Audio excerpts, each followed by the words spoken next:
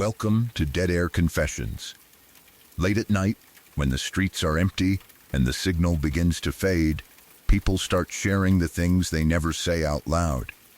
The strange call they received, the person they saw standing outside, the night they realized they were not alone.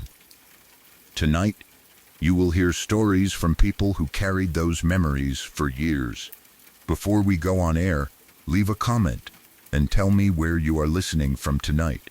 And if you enjoy true scary stories with a quiet, late-night feel, subscribe to Dead Air Confessions. Turn the volume down low. The line is open.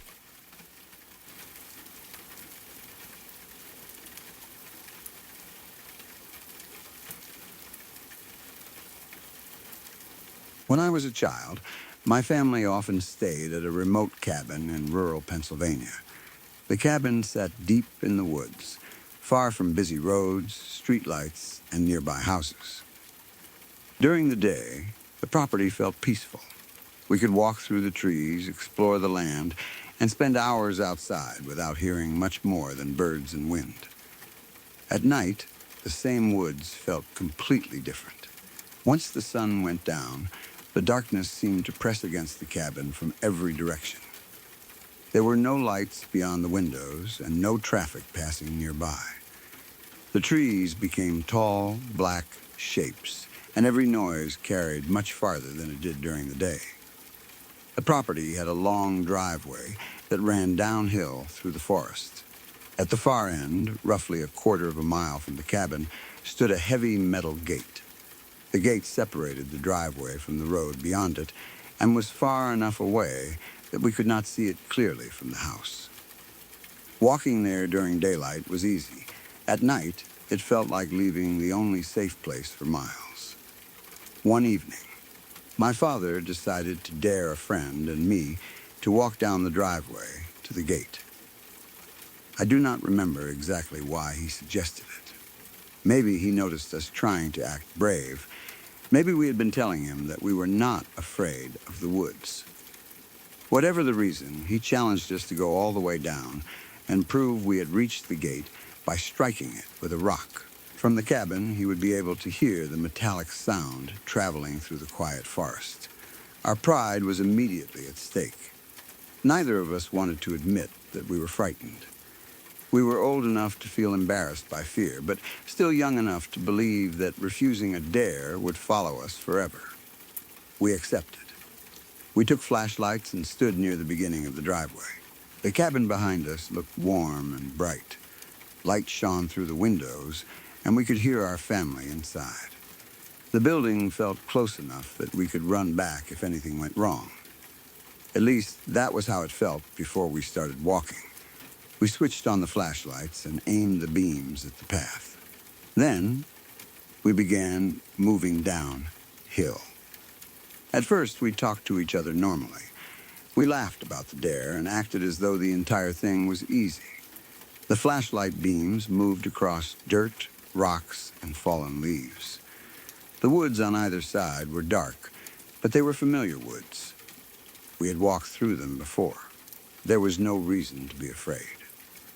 The farther we traveled from the cabin, however, the quieter our conversation became. The light behind us grew weaker. Soon, when I turned around, I could barely see the house through the trees. The darkness beyond our flashlights seemed thicker than before. We could see only a small circle of ground ahead. Everything outside those circles was hidden. Each time the beam crossed a tree trunk, the shape briefly looked like someone standing beside the driveway. Branches moved in the wind and cast shadows that seemed to step away when we pointed our lights toward them. We began noticing every sound. Leaves shifted somewhere in the woods. A small animal moved through brush. A branch cracked in the distance. During the day, those sounds would have meant nothing. At night, each one seemed connected to something watching us. We kept walking. Neither of us wanted to suggest turning back.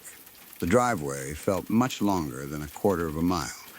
Every few minutes, one of us looked over a shoulder to make sure nothing had stepped onto the path behind us. There was never anything there. Only darkness.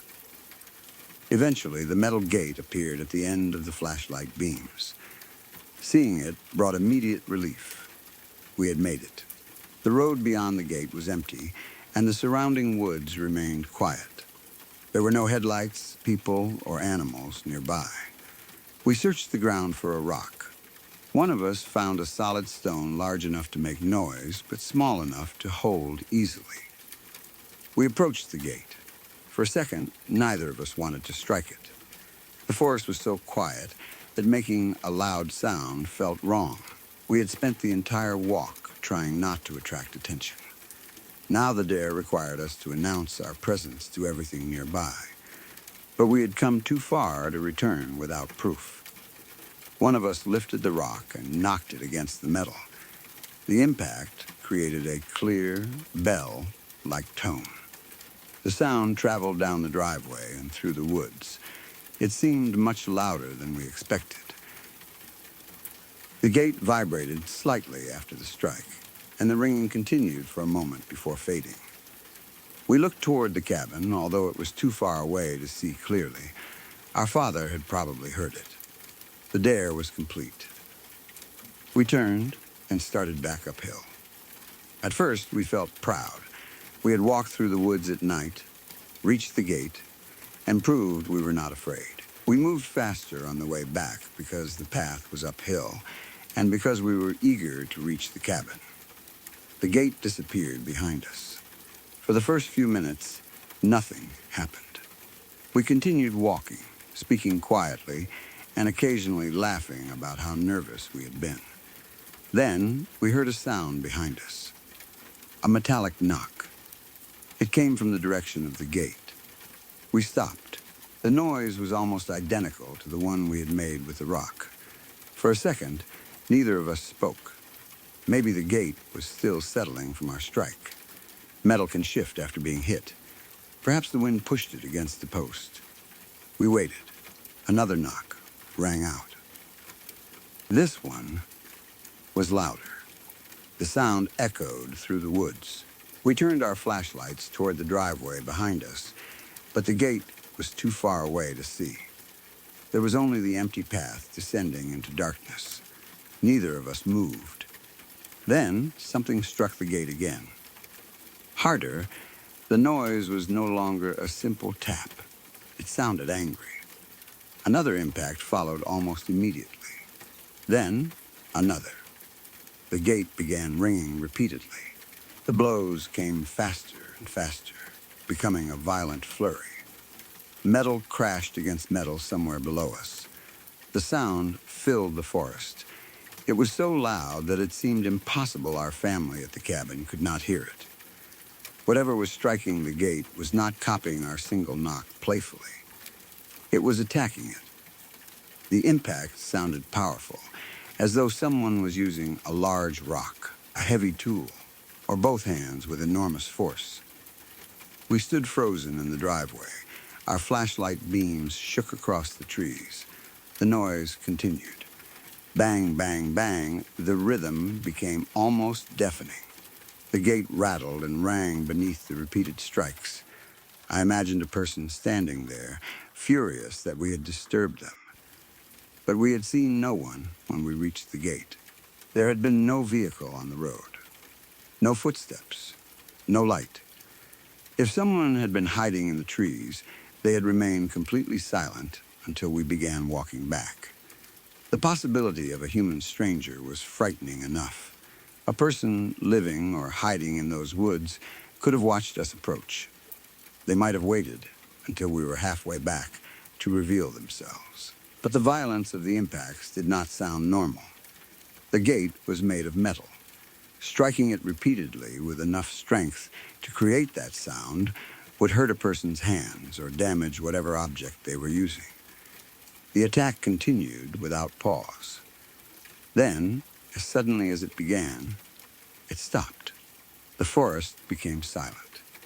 The absence of sound was worse than the banging. A moment earlier, the woods had been filled with ringing metal. Now we could hear only our own breathing. We remained still, pointing the flashlights down the driveway. Nothing appeared. For several seconds, I hoped the event was over. Maybe someone had frightened us and gone away. Maybe an animal had become trapped near the gate and escaped. Then, we heard footsteps in the leaves. They came from behind us, not from the cabin, from the woods near the gate. Something was moving uphill. The footsteps were deliberate and heavy enough for us to hear clearly. Leaves crunched beneath each step. Whatever made the sound had left the gate and entered the driveway or the forest beside it. It was coming in our direction. We did not wait to see it. Both of us turned and ran. The flashlights bounced wildly in our hands. Their beams moved across the ground, trees, and darkness without staying anywhere long enough to reveal what followed. We ran uphill as fast as we could. The driveway seemed steeper than it had before. Our shoes slipped on loose dirt and leaves. Branches caught at our clothes from the sides. I could hear my friend breathing beside me. Behind us, the footsteps continued. I do not know how close they were. Fear made every sound seem immediate. Sometimes I thought something was directly behind my shoulder. Other times, the footsteps seemed farther down the path. I refused to look back.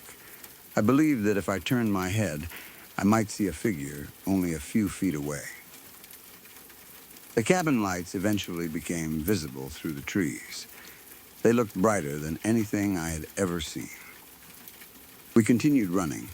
I expected the footsteps to follow us all the way to the door. We reached the cabin, rushed inside, and tried to explain what had happened. We were out of breath, frightened, and probably speaking over each other. We said something had struck the gate after we left. We described the repeated blows and the footsteps following us uphill. The adults may have thought we were exaggerating. After all, my father had dared us to walk down there because he knew the darkness would frighten us. He might have expected us to return with a story about shadows or animals. Maybe someone believed we had worked ourselves into a panic after hearing the gate shift. I do not remember anyone immediately going down to investigate. It was late, and the woods were dark. Even an adult would have had little reason to walk a quarter of a mile toward something violently striking a metal gate. We stayed inside for the rest of the night. I listened for sounds outside the cabin. I expected to hear footsteps circling the building or something knocking against the door. Nothing came. The woods eventually returned to complete silence. I do not think either of us slept well. The next morning, daylight made the story feel less believable. The forest looked ordinary again. Birds moved through the trees, and sunlight reached the driveway. Whatever had frightened us seemed easier to dismiss. We decided to return to the gate. I wanted to prove there had been a normal explanation. Maybe wind had caused the metal to strike the posts repeatedly. Perhaps a large animal had pushed against it. A deer could have become trapped. A bear might have investigated the noise after we left. If an animal had been responsible, we expected to find tracks. We walked down the same driveway in daylight. The distance seemed much shorter. The shadows that had looked like people were only trees. The sounds in the leaves came from birds and small animals. When we reached the gate, we saw the damage. The paint had been scraped away in several places. There were large dents in the metal. Something had struck the gate with enough force to deform it. The marks were not limited to the place where we had tapped it with our small rock. They covered a larger area. Some impacts looked as though a heavy object had been slammed into the metal repeatedly. I touched the damaged surface. The dents were real. The missing paint exposed the metal beneath. This was not an echo, imagination, or the gate moving in the wind. Something had physically attacked it. We looked at the ground. I do not remember finding clear footprints or animal tracks. The area may have been too covered in leaves and hard dirt for tracks to remain, but nothing obvious explained what had happened. There was no large rock lying beside the gate, no branch or tool, no sign that a vehicle had struck it. The gate itself still stood in place, but the damage showed how violent the impacts had been. We told the adults what we found. I do not know whether they fully believed us even then. The damage could have existed before the night. Maybe none of us had looked at the gate closely enough to notice it. Perhaps someone had struck it with a vehicle or farm equipment days earlier. But my friend and I were certain the dents and scraped paint matched the sounds we had heard. We had knocked the gate once. Something answered. Then it struck the metal again and again with enough force to leave permanent marks. Over the years, I have considered ordinary explanations. The most likely is that another person was near the road. Someone may have been walking through the woods, living nearby, or hiding on the property. After hearing us strike the gate, they decided to frighten us. They could have used a rock, hammer, or heavy piece of wood to hit it repeatedly. Then they followed us up the driveway. A person playing a cruel joke would explain the timing. They heard our knock, waited until we began leaving, then responded. They may have enjoyed hearing us run. The problem is that we saw no one near the gate. The road was empty, and our flashlights moved across the surrounding area. Someone could have hidden behind trees, but they would have needed to remain completely still while we approached and searched for a rock. They also would have had to carry or find an object strong enough to dent the gate. Why would someone be waiting in a remote wooded area at night? Maybe a neighbor knew about the dare and decided to scare us. Perhaps my father arranged it. That possibility crossed my mind later. An adult could have gone to the gate ahead of us and hidden nearby. After we struck it and left, they could have created the noise. But my father was at the cabin when we returned, and I never heard anyone admit to the prank. If it had been planned, the damage was far too severe. No responsible adult would badly dent a metal gate just to frighten two children. The footsteps also seemed to follow us for too long. Another possibility is that an animal caused everything. A bear may have approached the gate after hearing the sound. It could have struck or pushed against the metal, becoming angry or confused. A large bear is powerful enough to damage a gate. The footsteps in the leaves could have come from the same animal moving uphill. That explanation is possible. The area contained wildlife, and the darkness would have hidden an animal easily. But bears do not normally strike a gate in a rapid, repeated rhythm like someone hitting it with an object. They might push, claw, shake, or climb. The sounds we heard were sharp metallic impacts. Each one seemed deliberate. The scraped paint and dents also appeared concentrated, not like random clawing. A deer could have charged the gate, but it would probably have injured itself after one or two impacts. It would not continue striking it in a furious series. Wind is another explanation. A loose metal gate can swing back and forth, hitting a post repeatedly. Strong gusts could create loud impacts and eventually damage the surface. Maybe our rock disturbed the latch and left the gate free to move. The wind then pushed it harder and harder. When it stopped, falling branches or an animal created the footsteps. That would connect the events without requiring a person or anything supernatural. However, the night did not feel particularly windy. The gate also did not seem loose when we struck it. The impacts were irregular and forceful, not like a gate swinging at a steady rhythm. Most importantly, the footsteps began only after the banging stopped. The sequence felt intentional. Something responded to our sound. It attacked the gate, then it came after us. Perhaps our memories changed over time. Fear makes events seem louder and more violent. The flurry may have been only a few knocks, The footsteps may have come from an animal moving elsewhere in the woods. The dents might have been older than we realized. As children, we could have connected unrelated details into one frightening story. That is always possible. But both of us experienced it together. We heard the first answering knock.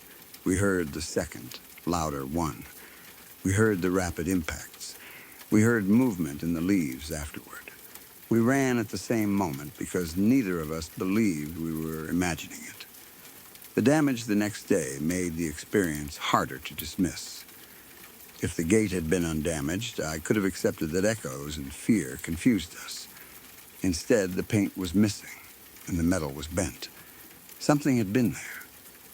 The only question was what? I have wondered whether the gate marked some boundary.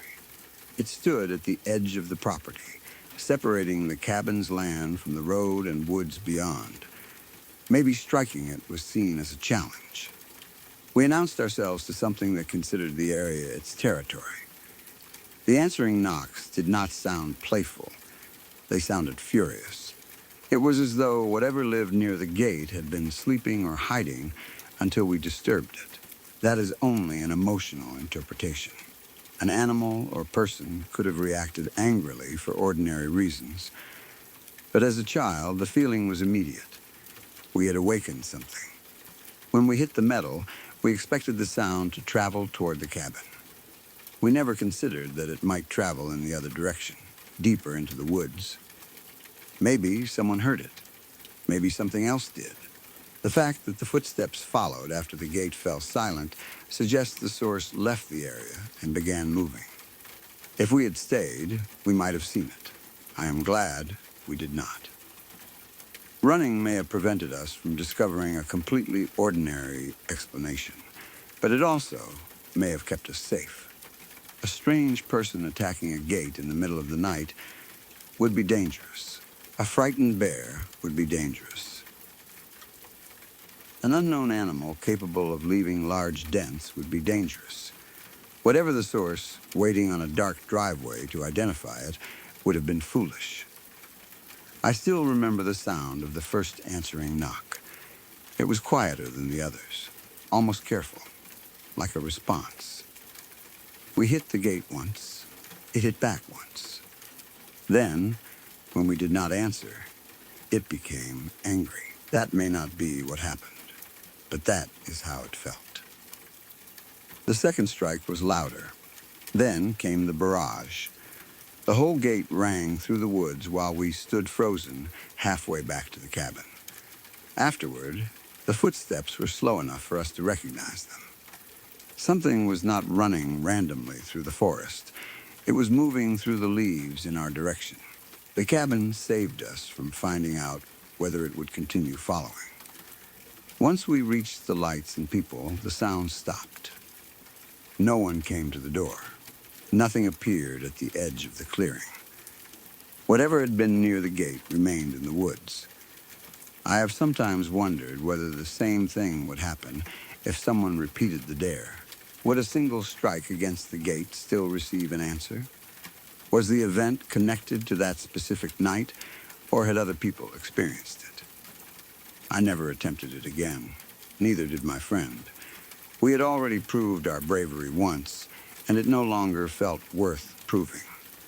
The gate itself became something I avoided after dark. During the day, I could walk past it without fear. At night, I imagined something standing just beyond the flashlight beam, waiting for the metal to ring. The experience taught me how quickly a familiar place can become threatening. The driveway belonged to my family. We had traveled it many times. The gate was only a gate. But once darkness removed everything beyond our lights, the property no longer felt entirely ours. We were visitors moving through a place occupied by animals, strangers, and things we could not identify. Making noise drew attention. That night, something answered. I cannot say it was supernatural. A hidden person or large animal remains far more likely.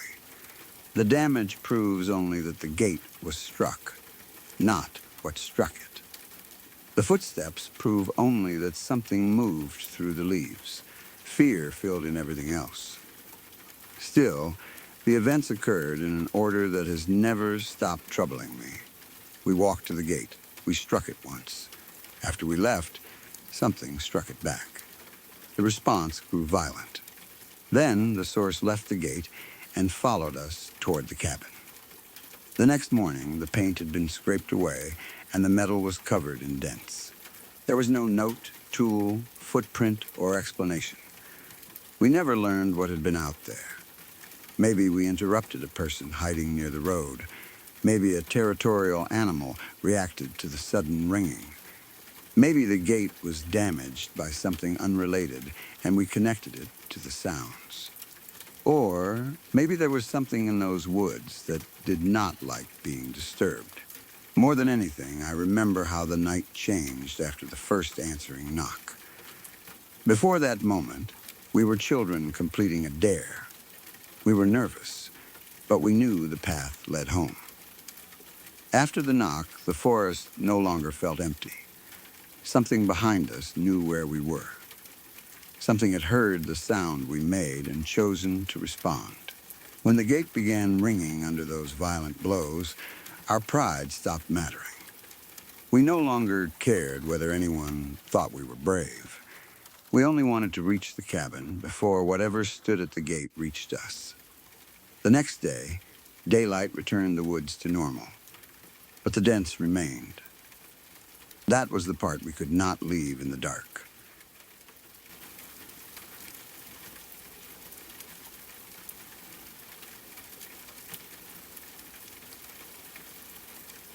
When I was 10 years old in 1996, my parents built a house in a fairly new neighborhood in Pennsylvania.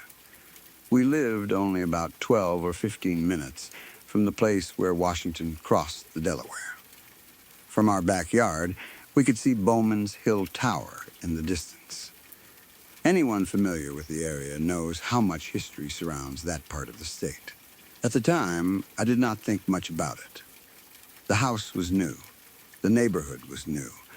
There had never been another family living inside our home because my parents had built it themselves.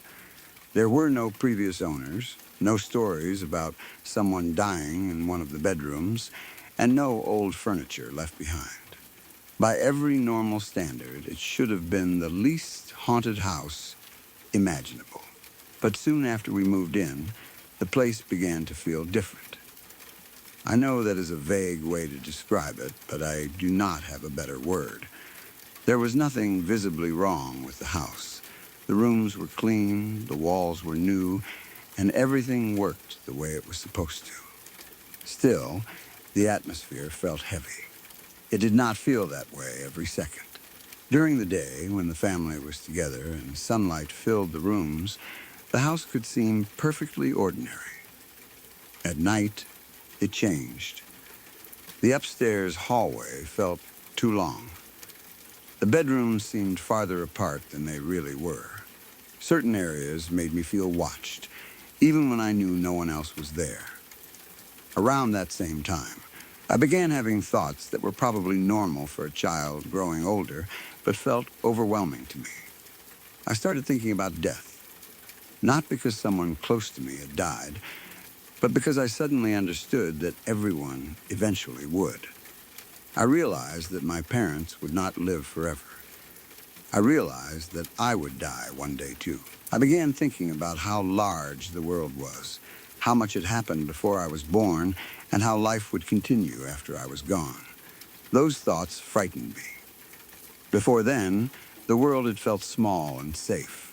My family, school, friends, and home were almost everything that existed. In the new house, I began to feel how temporary everything was. Maybe that change had nothing to do with the property. Perhaps I had simply reached an age when children start understanding the size of life and death. But the thoughts seemed connected to the strange atmosphere around the house. It felt as if the land itself carried the weight of everything that had happened there before us. One night, I was lying in bed and looking through my open doorway into the upstairs hall. The lights were low, but I could still see the shape of the corridor. Then I saw soldiers running through it. They wore clothing from the colonial period. They carried long rifles. They moved quickly up and down the hallway as though they were in the middle of a battle or urgently trying to reach another part of the house. There was not only one figure. There were several.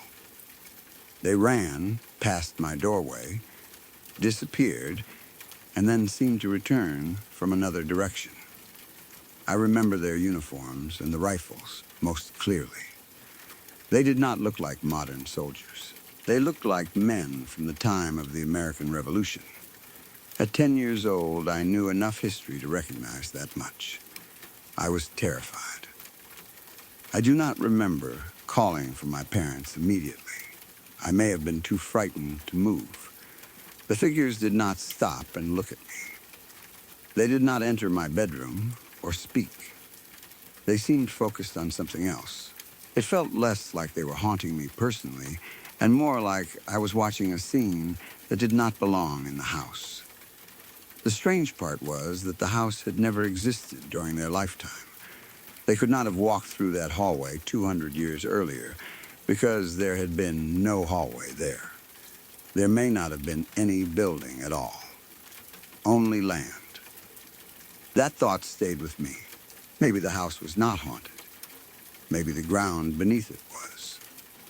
After that, other strange things started happening.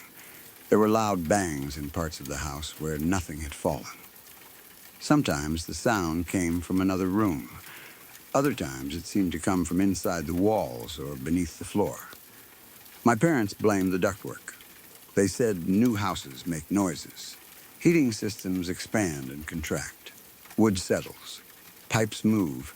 Air passes through vents and causes metal to knock. Those explanations were reasonable. A new house does make sounds while materials adjust. But some of the bangs did not sound like pipes or ducts. They sounded like something heavy striking the walls. Sometimes the noise was so sudden that I expected to find a picture on the floor or furniture tipped over. Nothing was ever disturbed.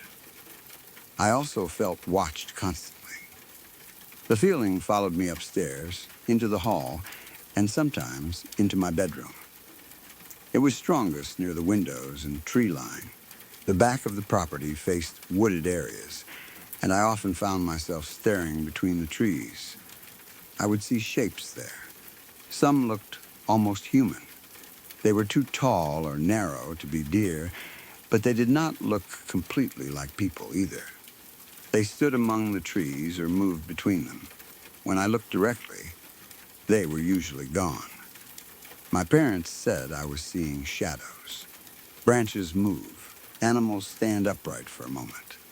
A child's imagination can turn a tree trunk into a person. Again, those explanations made sense. But the feeling remained. It was not only that I saw something. I felt something looking back. There were also apparitions inside the house. Sometimes I saw a figure pass through a doorway. Sometimes there was movement at the end of the hallway. I would look and find nothing. Other times, I believed someone was standing in a room, only for the shape to disappear when I entered. The experiences were brief, but they happened often enough that I stopped feeling safe. I never knew what I would see when I looked into the hall. The worst part of living there was the night terrors. I did not only have bad dreams. These episodes were extreme. I would wake screaming and fighting. My parents said I could not be calmed down for hours. Sometimes I did not recognize them. I would swing my arms, kick, and physically attack anything close to me. I woke with my heart pounding and my body exhausted. Sometimes I remembered pieces of what had frightened me. Other times, there was only the feeling that something terrible had been in the room. The fear did not stop when I opened my eyes. It stayed with me. My parents tried everything they could think of. They believed I was watching television too late. Maybe I had seen something frightening before bed. Perhaps I had an overactive imagination and carried those images into my sleep. They limited what I watched. They encouraged me to go to bed earlier. They blamed the noises in the house on the heating system and told me that the figures were shadows. I understood why they did that. They were trying to reassure me. Parents do not want to tell a terrified child that something supernatural may be inside the house. They also had no reason to believe the new home they had built was haunted. No one had died there. There was no violent history attached to the building. They had watched the house being constructed. To them, the explanation had to be physical or psychological.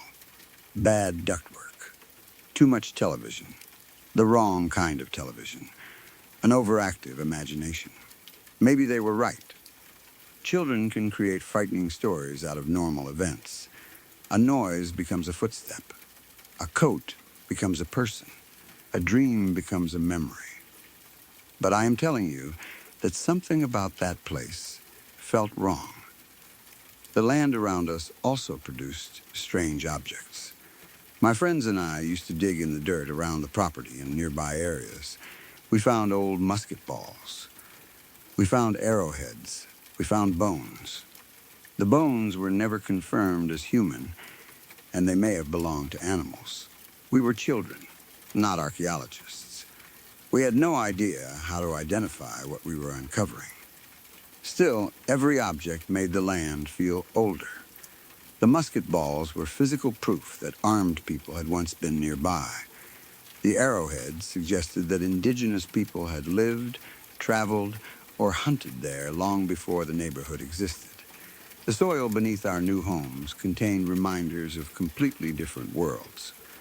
We treated many of the finds like treasures. At first, it was exciting.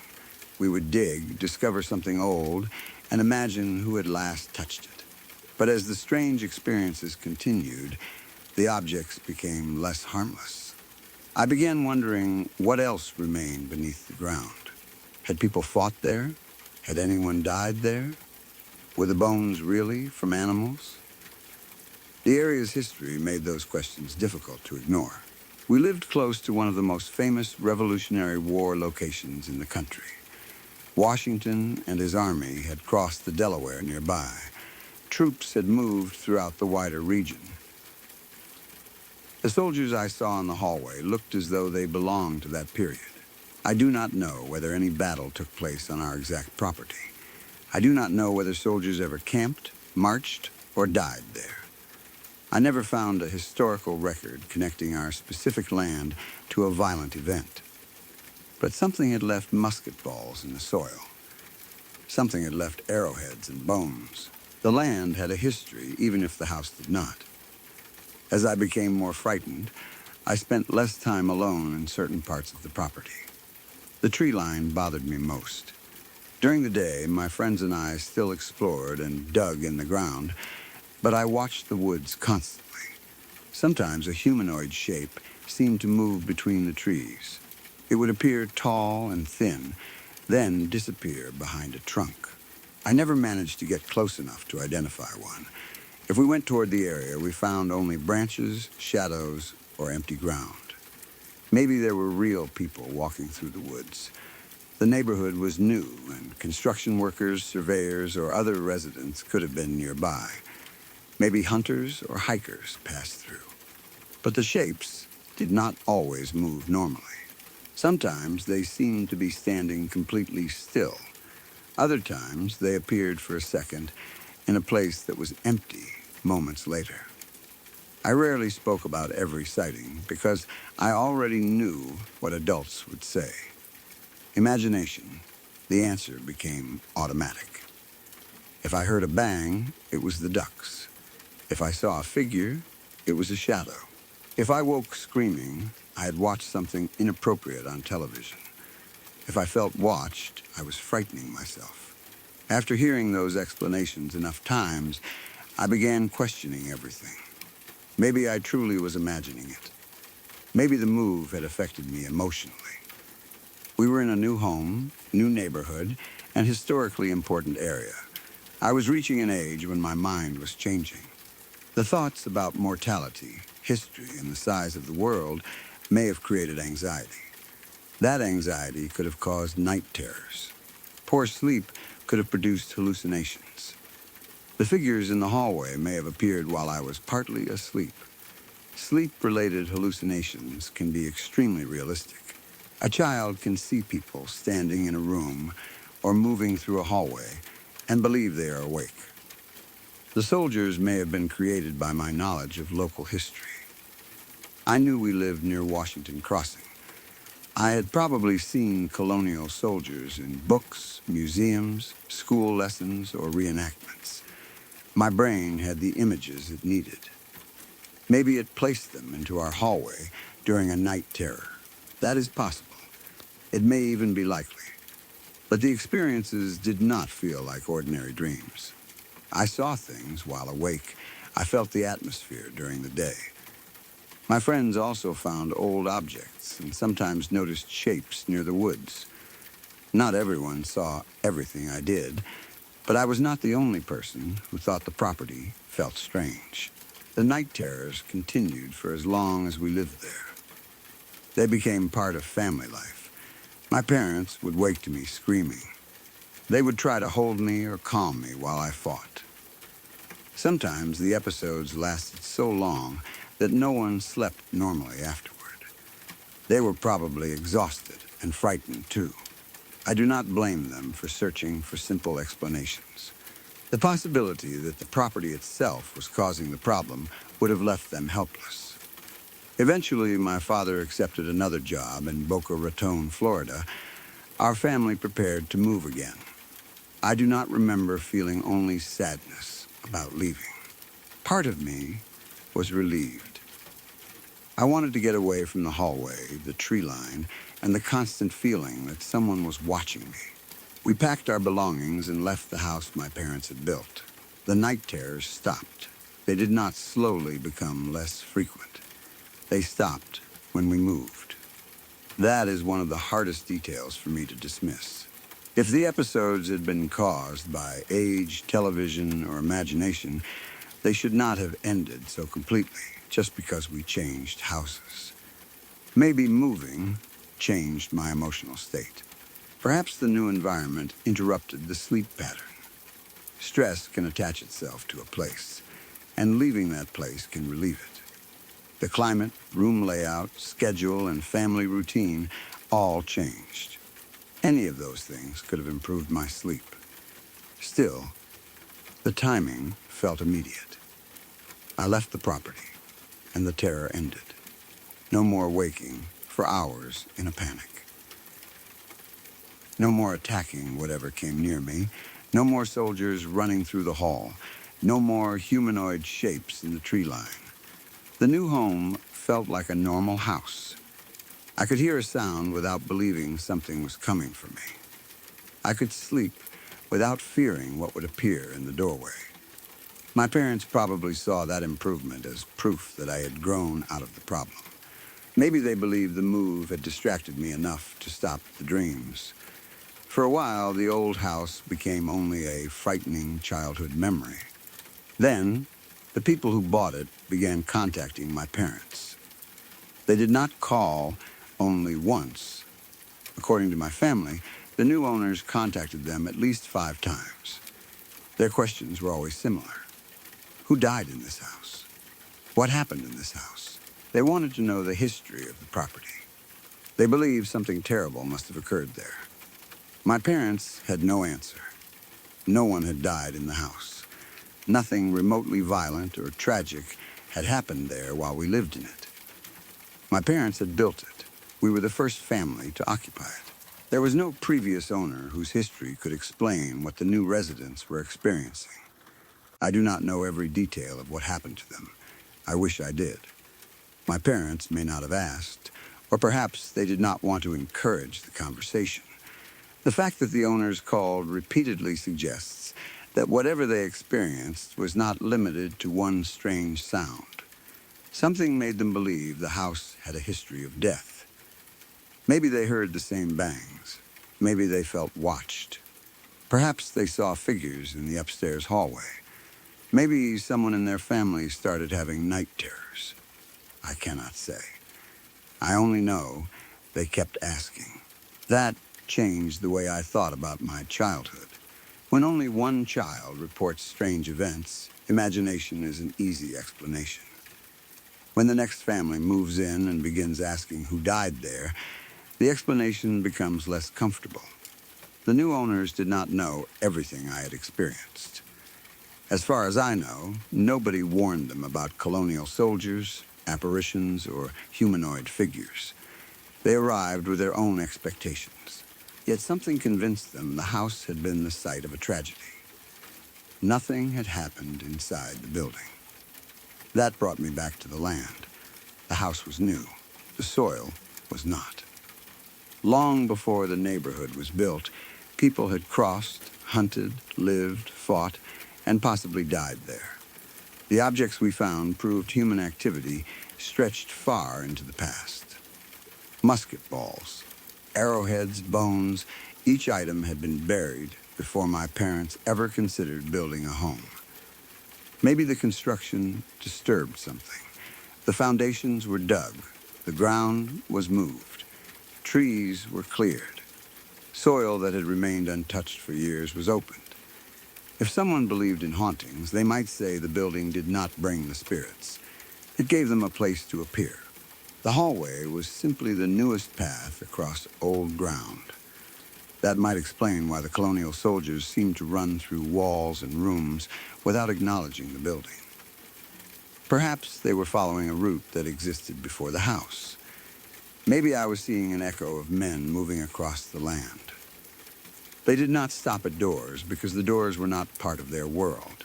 They did not react to me because I was not part of the scene. Again, I do not claim that is definitely what happened. I cannot prove ghosts exist. I cannot prove land stores memories. The soldiers may have been sleep hallucinations created by a frightened child living near a historic landmark.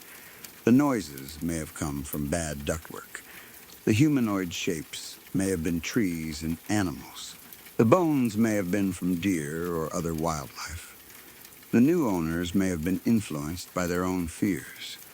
Every part of the story can be given an ordinary explanation, but all of those explanations together feel strained. The night terrors began in that house. They stopped when we left.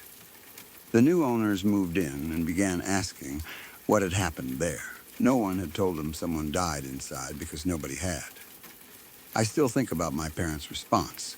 It's bad ductwork. That became almost a family joke. A loud bang, bad ductwork. A strange cold spot, bad ductwork. A child seeing soldiers running through the hall, overactive imagination. New owners asking whether anyone died there, apparently still bad ductwork. I understand why adults protect themselves with explanations. Accepting something unexplained inside your home is frightening. A broken duct can be repaired. A frightened child can be comforted. A television can be turned off. But if the land itself is wrong, there is nothing simple to fix. You cannot replace the ground beneath the foundation. You cannot ask 200 years of history to leave. As an adult, I no longer insist that every memory from that time happened exactly as I remember it. I was 10 years old. More than 2 decades have passed. Memory changes. Details become mixed with later knowledge. The site of Bowman's Hill Tower, the local history, and the objects we dug from the soil may have influenced the way I remember the figures. Perhaps I saw shadows moving through the hall and later understood them as soldiers. Maybe the rifles became clearer in memory over time. That is possible. But I remember believing they were soldiers when I saw them. I remember the fear before I had an explanation. I remember watching them run through the upstairs hallway of a house that had only recently been built. I remember knowing they did not belong there. The night terrors were not only memories. My parents witnessed them. They saw me screaming and fighting for hours. They watched the episodes disappear after the move. The next owner's calls also happened outside my imagination. Those details make the experience harder to reduce to childhood fantasy. Maybe the house had environmental problems.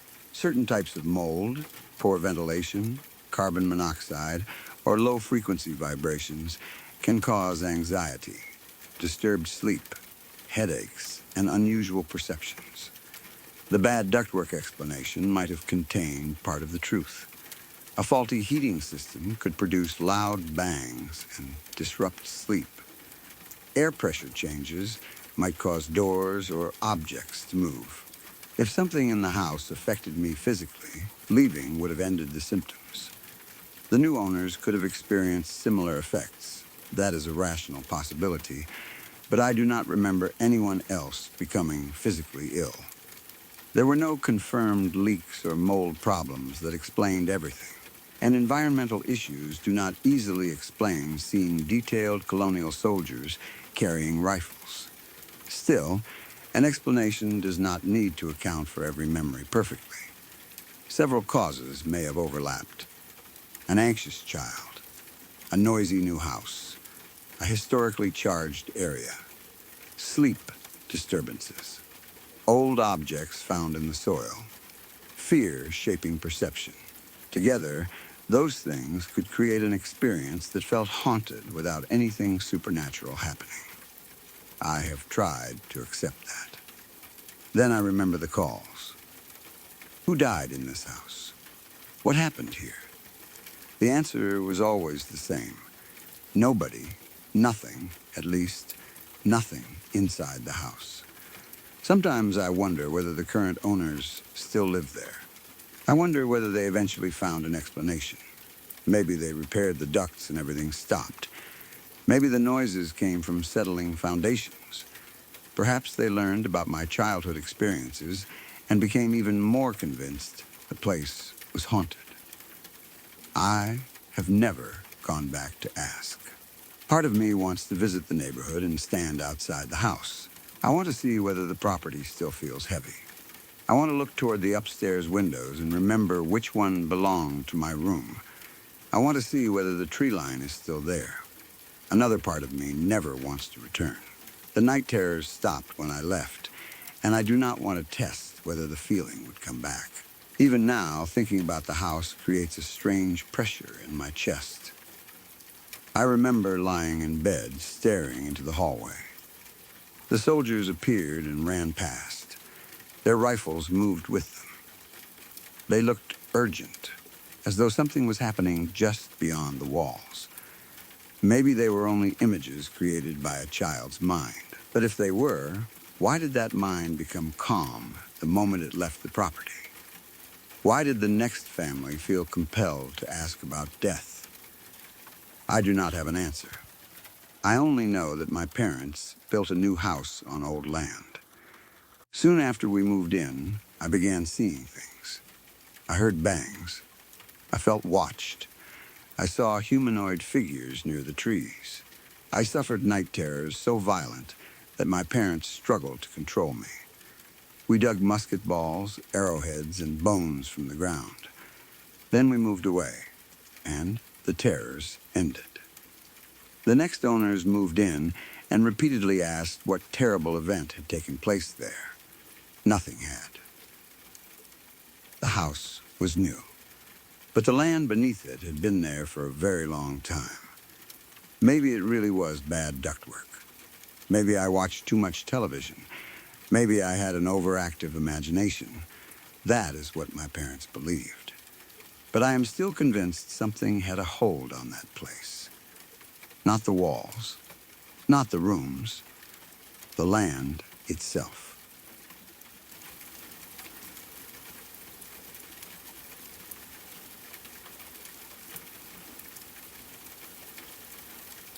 When I was a child, I slept in a bunk bed. I loved being on the top bunk because it made me feel safe. I was high above the floor, far away from all the monsters I imagined hiding in dark corners. The bed also had only a 4 or 5 inch gap underneath it. In my mind, that meant nothing large could possibly hide there. Other children worried about hands reaching out from beneath their beds. I did not have to worry about that. There was barely enough room for a few toys or a lost sock. let alone a monster. The bunk bed became more than a place to sleep. It felt like a fortress. As long as I was on the top bunk, I believed nothing in the room could reach me. Eventually, the bunk bed was removed and replaced with a normal bed. I was only 10 or 11 years old at the time, and the first year without it was difficult. The new bed was much closer to the floor. There was space underneath it, and although I knew logically that nothing lived there, the open darkness frightened me. I no longer felt protected. I began having nightmares regularly. Sometimes I woke without remembering what I had dreamed. But the fear stayed with me. I would lie in the darkness with my heart racing, certain that something was inside the room. I often saw shapes in the corners. A pile of clothing became a crouched person.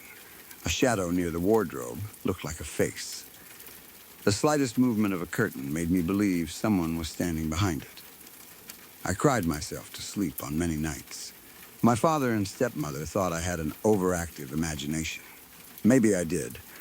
I was a frightened child adjusting to sleeping in a different bed, and I already believed monsters could hide near the floor. That fear made every ordinary object look dangerous. One night, I woke in a cold sweat. I do not remember what time it was. I only remember glancing toward the clock and then noticing something near my bedroom doorway. The door had been left partly open. A small amount of light from the hallway entered through the gap, just enough to show the outline of a figure standing there. It looked like a person. I could not see a face, but I could see the shape of a head, shoulders, and body. The figure did not move. I lay beneath the blankets and stared at it. It seemed to be watching me. I was too frightened to call out. I worried that if I made a sound, the figure would realize I was awake. The longer I looked, the more certain I became that someone was standing in the doorway. The room remained silent. The figure never stepped closer. It never spoke. We stayed in what felt like an endless staring contest. Every few seconds, I tried to convince myself that it was not real. Maybe it was a shadow. Maybe I was still half asleep. But whenever I looked again, the person seemed to remain in exactly the same place. I do not know how long I stayed in bed. It felt like hours, although it may have been only several minutes. Eventually, fear turned into frustration.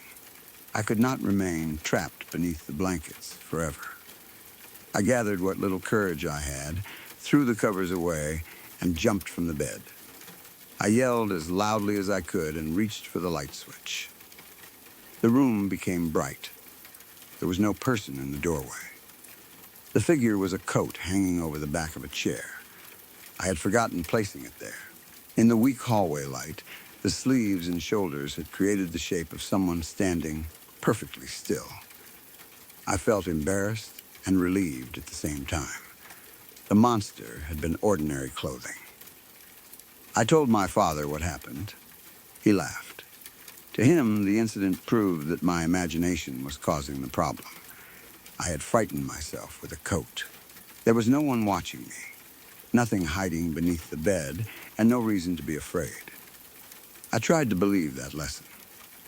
Whenever I saw something in the darkness afterward, I reminded myself of the chair. I told myself that strange figures were usually harmless objects. If I became brave enough to turn on the light, the truth would appear. For a short time, that helped. Then, a few nights later, something happened that I spent years trying to understand in the same way. I woke again at some terrible hour of the night.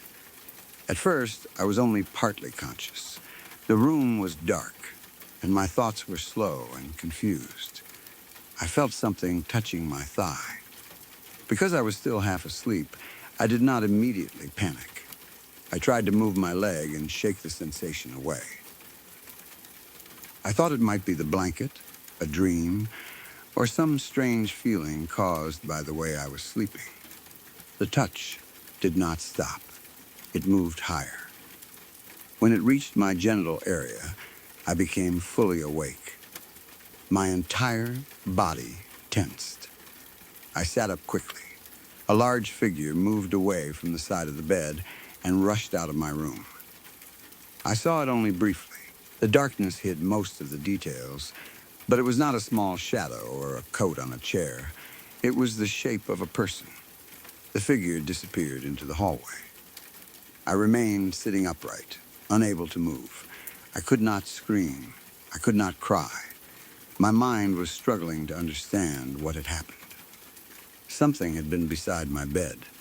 Something had touched me while I slept. The sensation had been real. I had felt pressure and movement against my body. This was not like seeing a strange shape from across the room. The figure had been close enough to touch me. For a few seconds, the doorway remained empty. Then the figure returned. It stood outside my room.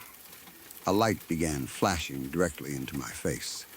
The beam was bright and painful. It struck my eyes, disappeared, and returned again. I tried to look toward the person holding it, but the light made that almost impossible. Every time I attempted to focus on the figure, the beam blinded me. I could see only a dark body behind the light. I did not know why it was doing that. At the time, I thought it might be trying to scare me or make sure I could not see its face. The figure did not speak. It remained near the doorway, flashing the light until my eyes began to hurt. Eventually, I could not keep looking. I pulled the comforter over my head.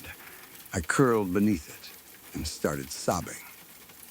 The blanket became the only protection I had. I knew it could not truly stop anyone from reaching me, but hiding beneath it felt safer than looking toward the doorway. I listened. For a while, I heard nothing. Then the bedroom door clicked shut. I stayed beneath the comforter. I did not come out to check whether the person was gone. I did not turn on the light. I was terrified that if I moved, the door would open again. I remained hidden until morning. When daylight finally reached the room, I slowly lowered the blanket. The door was closed. Nothing stood beside the bed. There was no obvious sign that anyone had been there. I tried to convince myself that it had been another nightmare. The coat on the chair had taught me that my senses could be wrong. Maybe I had dreamed the touching.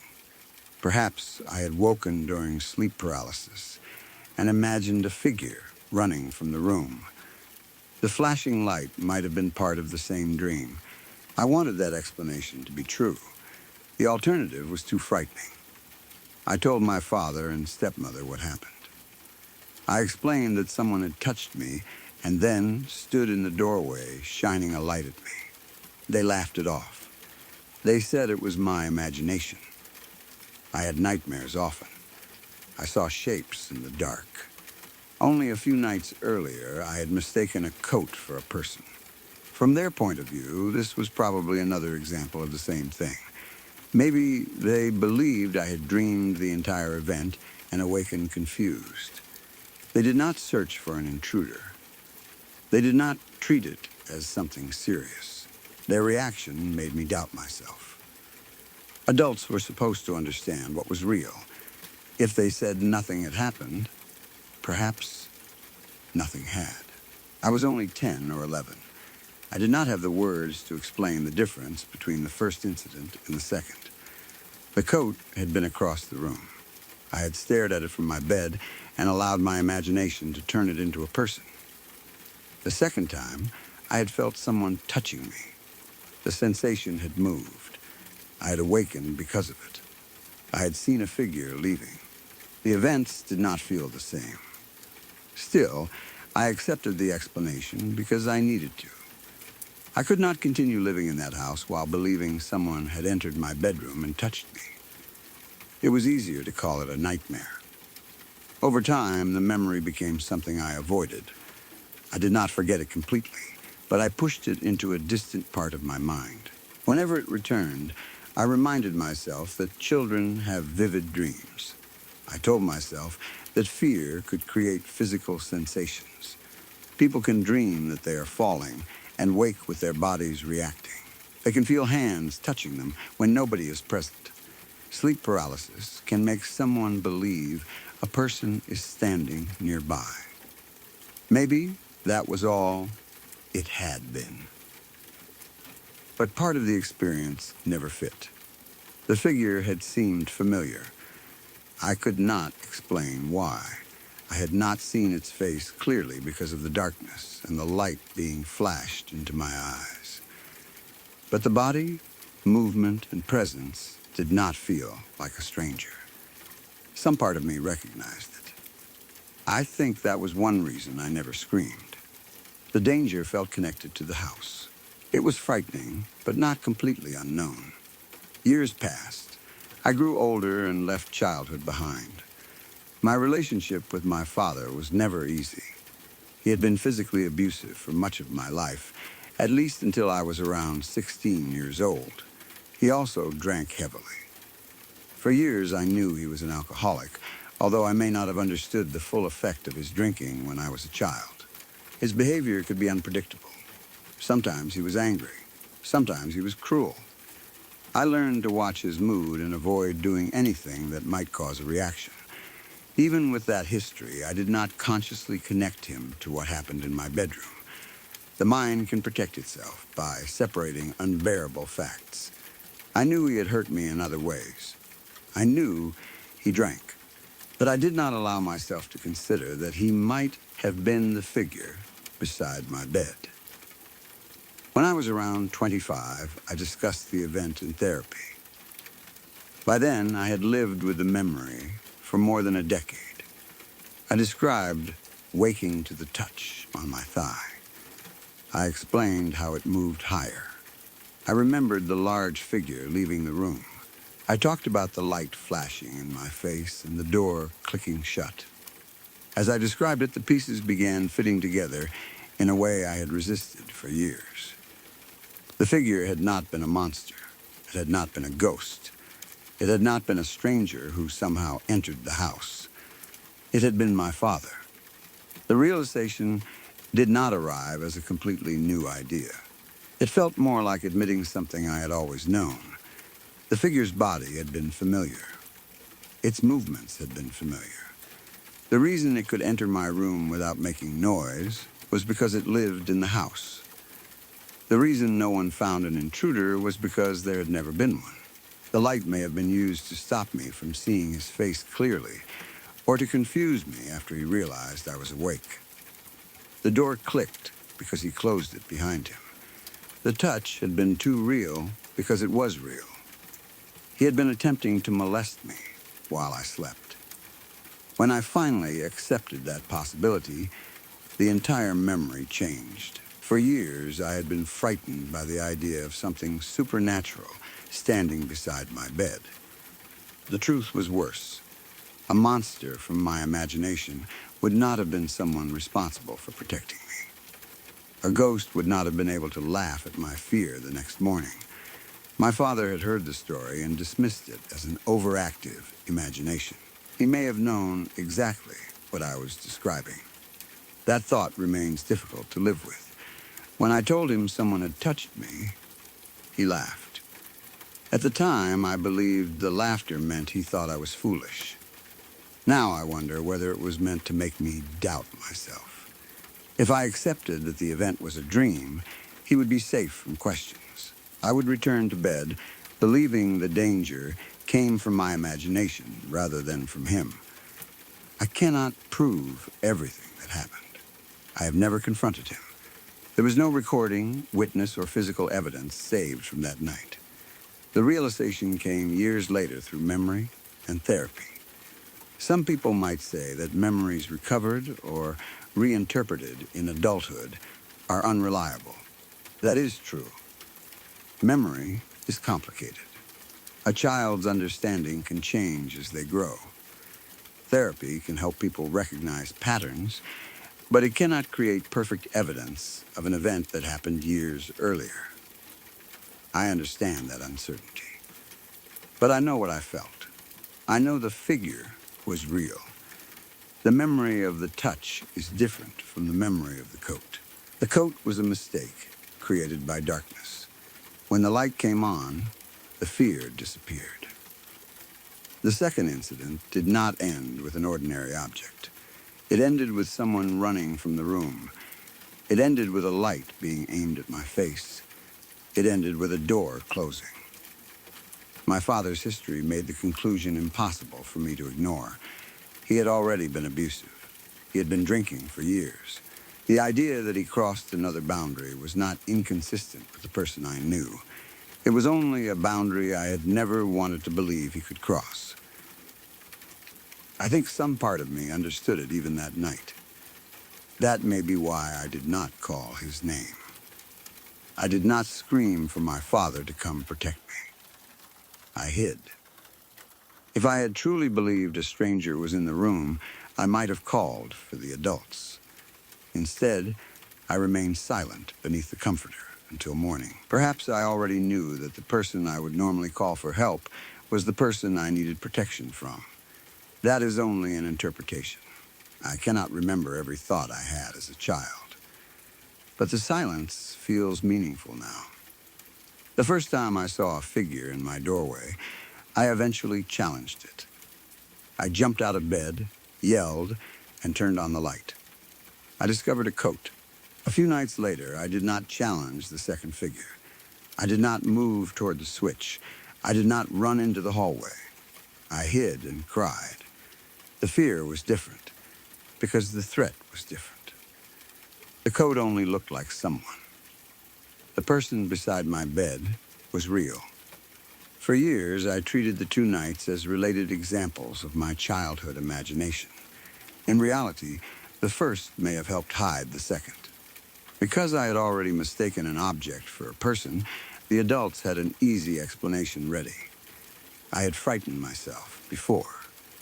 Therefore, I must have frightened myself again.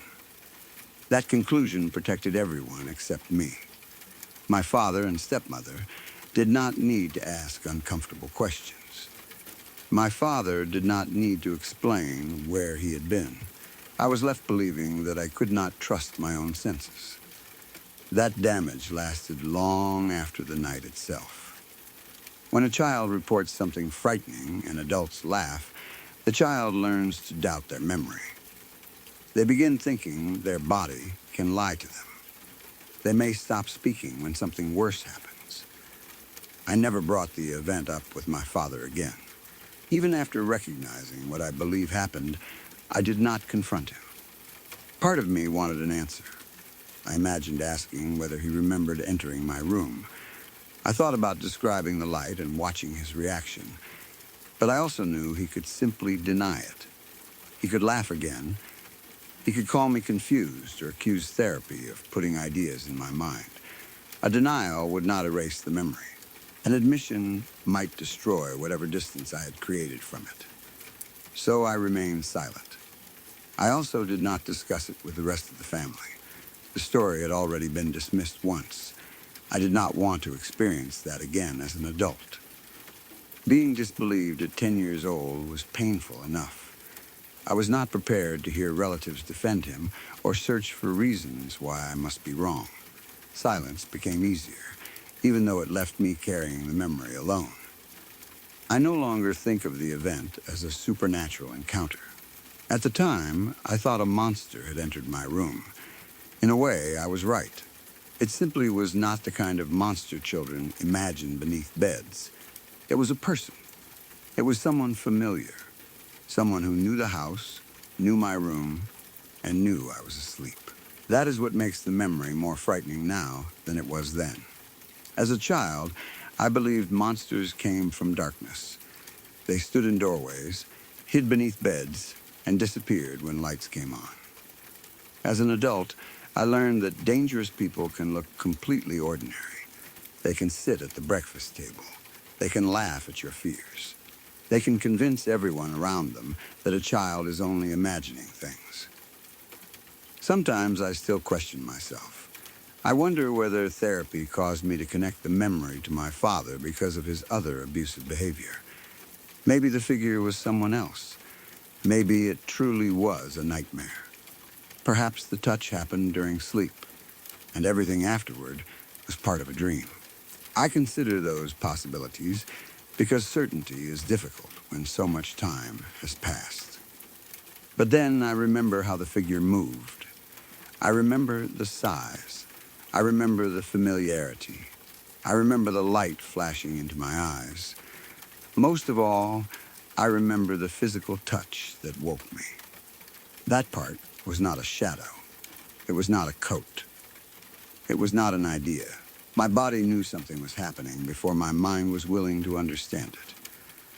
The realization, at 25, did not create the fear. It gave the fear a name. I think I always knew. I simply could not allow myself to believe that the person who was supposed to protect me had been the one standing beside my bed. That truth was too large for a 10-year-old to carry. So my mind turned him into a dark figure, something unknown. Something that could disappear into the hallway and remain unexplained. For years, the memory stayed that way. A frightening childhood encounter. A strange person in the darkness. A light in my face. A closed door. Now, when I think about the first figure, I remember the relief of turning on the light and seeing the coat. I wish the second night had ended the same way. I wish I had switched on the lamp and discovered a chair, a blanket, or some other harmless object. I wish my father had come running when I cried and promised nobody would hurt me. Instead, the person who should have protected me may have been the reason I was hiding beneath the comforter. I do not know whether I will ever confront him. I do not know what answer he would give. I only know that the event no longer feels unexplained. The truth I reached years later was far more ordinary than a haunting and far more terrible. There had never been a monster under my bed. The monster lived in the house.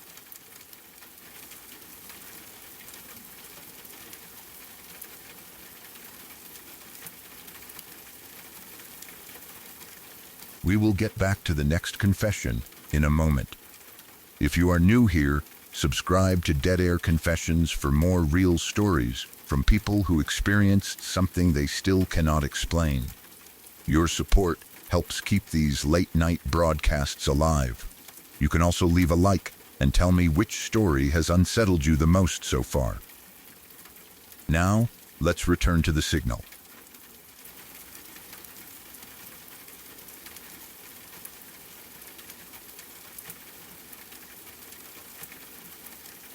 When I was 8 or 9 years old, my brother and I shared a bedroom with bunk beds. I do not remember which bunk I slept in that night, but I remember waking suddenly and seeing a man standing beside the bed. The room was almost completely dark. A street light outside cast a narrow strip of pale light through the window, but it illuminated only a small part of the bedroom. Most of the man remained hidden in shadow. Because I had just awakened and could not see his face clearly, I assumed he was my stepfather. There was no immediate reason for me to think otherwise. My stepfather lived in the house. Parents sometimes enter their children's bedrooms during the night to check on them, especially if they hear movement or think someone might be unwell. I was tired and confused, so my mind accepted the simplest explanation. I looked toward the man and asked what was wrong. He answered calmly. He said nothing was wrong and that he was only checking on my brother and me. His voice did not sound panicked. He did not whisper a warning or tell us to get up. He spoke as though his presence in the room was completely normal. That calmness reassured me. I believed him. I may have said something else, but I do not remember the exact words. The conversation was brief, and I was still partly asleep. The man then turned and began walking out of the bedroom. As he moved past the thin strip of light from the street, I noticed something dark on the side of his neck. It looked like a tattoo. I could not see the design perfectly, but it was large enough and distinctive enough to catch my attention. For a moment, I felt confused. I did not remember my stepfather having a tattoo there. But the room was dark, and the streetlight created strange shapes across everything it touched. The mark could have been a shadow from his collar. It might have been a fold in his clothing or a patch of hair. Because I was tired, I did not think about it for long. The man continued out of the room. I did not hear him run. I did not hear a door slam or anything else that suggested danger. I lay back down and went to sleep. By morning, the encounter felt almost like a dream. Children wake during the night for many reasons and often remember only fragments. I may not even have mentioned the man when I first woke up. As far as I knew, my stepfather had checked on us and then returned to bed. Nothing had happened. The following evening, my brother and I were eating supper with our family. My stepfather turned on the television, and the news was playing. A report came on about a man who had escaped from a prison nearby during the previous night. The authorities were searching for him. A photograph appeared on the screen. The man had a tattoo on his neck. It was the same mark I remembered seeing in the narrow streetlight as the figure left our bedroom. The moment I saw it, I recognized him. The tiredness and uncertainty from the night before disappeared. I suddenly understood that the person beside my bed may not have been my stepfather. The man on the television had been inside our house. He had stood next to the bunk bed while my brother and I slept. I felt terrified. I told my parents immediately. I explained that I had awakened during the night and seen someone beside the bed. I told them that I thought it was my stepfather because the man had said he was checking on us. Then I pointed out the tattoo. I said it was the same one I had seen on the side of the stranger's neck. My parents did not believe me. They thought I had been dreaming or hallucinating. From their perspective, that was probably the most reasonable explanation. I was only 8 or 9. I had awakened in a dark room, seen a vague figure, and assumed it was someone familiar. Then, after seeing an escaped prisoner on the news, my imagination may have connected the two events. Children can be influenced by frightening images. Once I saw the tattoo on television, I may have convinced myself that I had noticed it the previous night. Memory is not perfect, especially when someone has just awakened. My parents probably believed I had experienced a dream that became mixed with the news report. But I knew I had spoken to someone.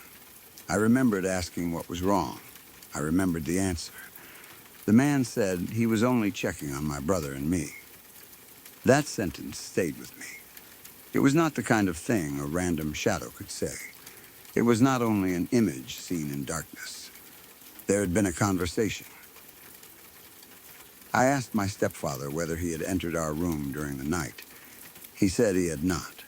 That should have made my parents more concerned, but it seemed only to strengthen their belief that I had dreamed it. If my stepfather had not been there, then no one had. The doors may have been locked. Nothing had been stolen. There was no damage showing that someone had broken into the house. No other family member had seen or heard a stranger. The idea that an escaped prisoner had entered quietly, walked into a child's bedroom, spoken calmly, and then left without taking anything sounded impossible.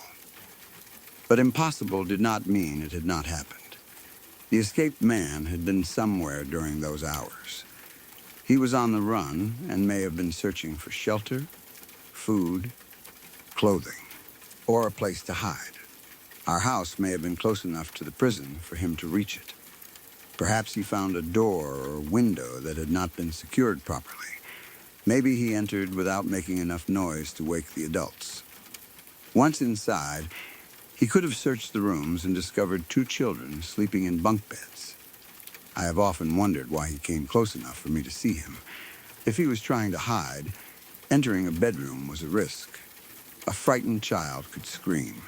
My brother might have awakened. One of us could have called for our parents.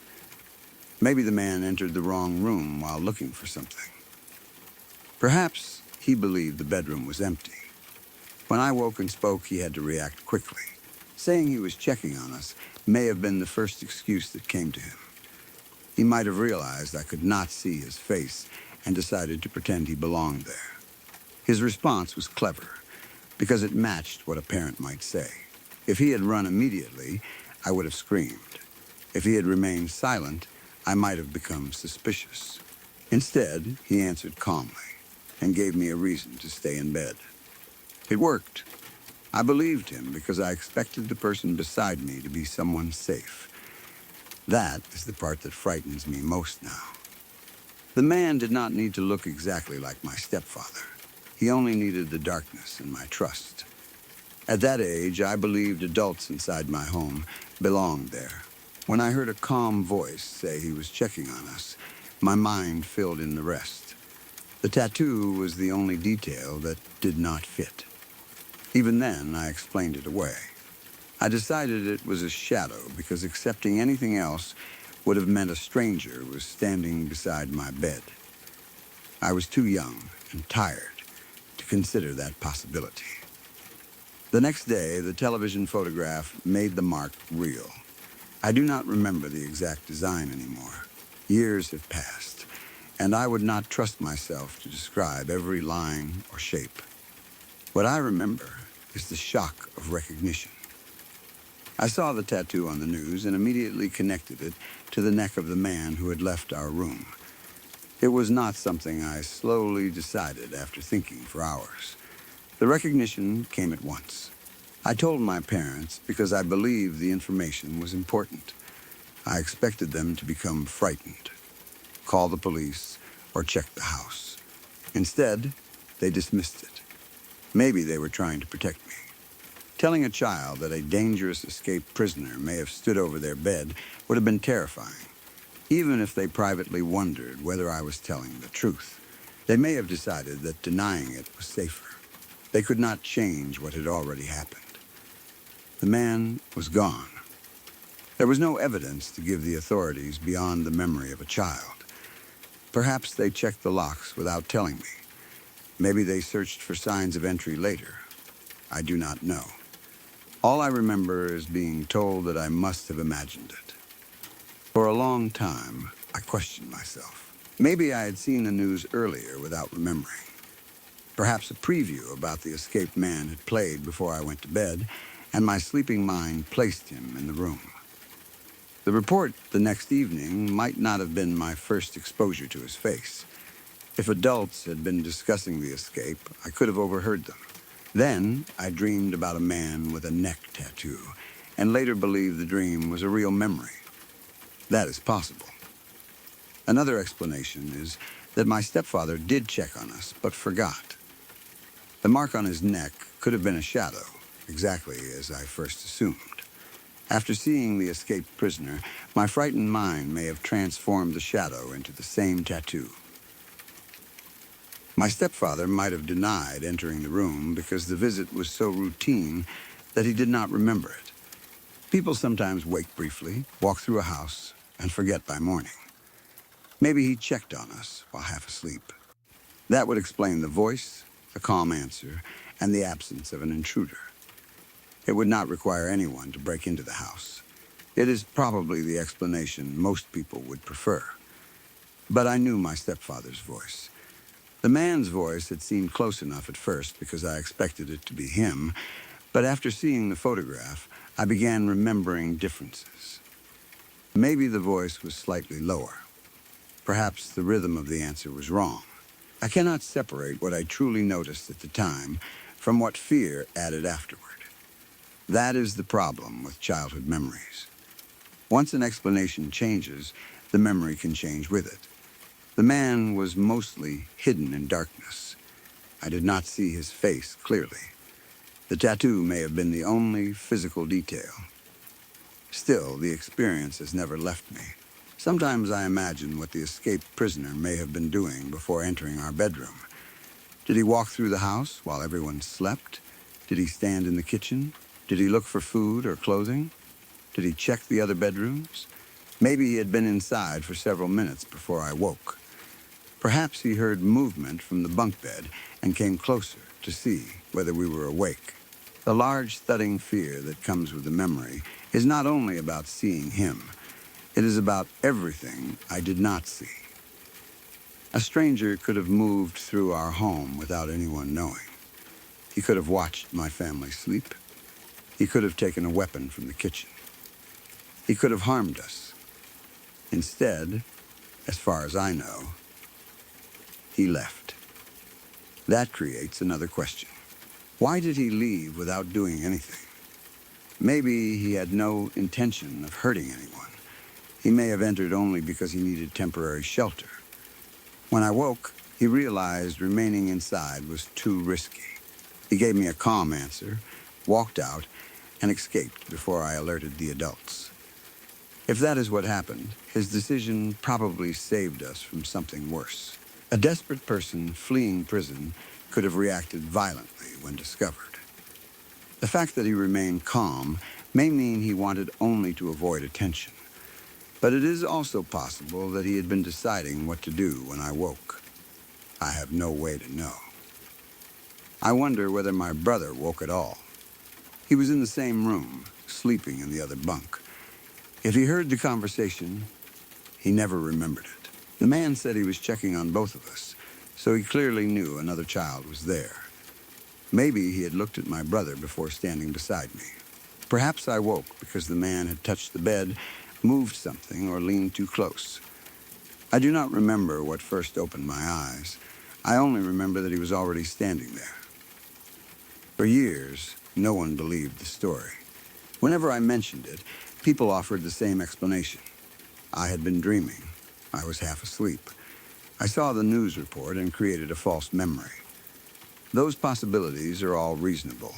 If another person told me this story, I might give them the same explanations. A child's nighttime perception is unreliable. Darkness distorts size and identity. Memory can connect unrelated events. The coincidence of the escaped prisoner and the neck tattoo may feel stronger than it really was. Maybe many men had similar tattoos. Perhaps I saw only a shadow in approximately the same area. I understand all of that. But understanding the alternatives has never erased the certainty I felt when the photograph appeared. It was him. The man on the news was the man beside my bed. I did not need anyone to suggest it. No one asked whether I had seen him. I recognized the mark before I had time to invent a story.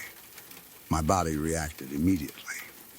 The harmless nighttime visit suddenly became something dangerous. I remember looking at my stepfather and realizing he had not been the one speaking to me.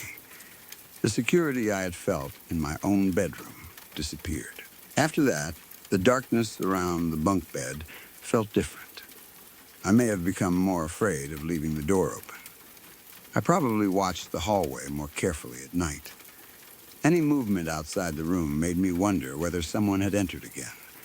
The house no longer seemed completely protected by locked doors and sleeping adults. A stranger had possibly crossed every boundary without being noticed. The event also taught me how easily someone could use a familiar role to gain trust. The man did not say he was an escaped prisoner. He did not threaten me. He acted like a parent. He used a sentence simple enough to stop a child from asking more questions. "I'm just checking on you and your brother." That answer was exactly what I needed to hear. If he had said anything unusual, I might have called for help. Instead, I accepted it and went back to sleep. I sometimes wonder whether he knew my name. I do not remember him using it. That may be why his response remained vague. He did not need to know who I was. He only needed to sound confident. Maybe he had children of his own and knew how a parent might speak. Perhaps he had used similar excuses before. Or maybe the words came naturally in a moment of panic. The idea that he stood there thinking quickly while I stared at him is unsettling. He knew I could expose him. I had no idea he was dangerous. If the man truly was the prisoner from the news, I do not know whether he was ever captured or what crimes he had committed. At the time, those details mattered less than the fact that he had escaped.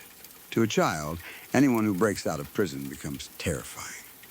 As an adult, I know people can be incarcerated for many different reasons, and an escape does not automatically mean someone is violent.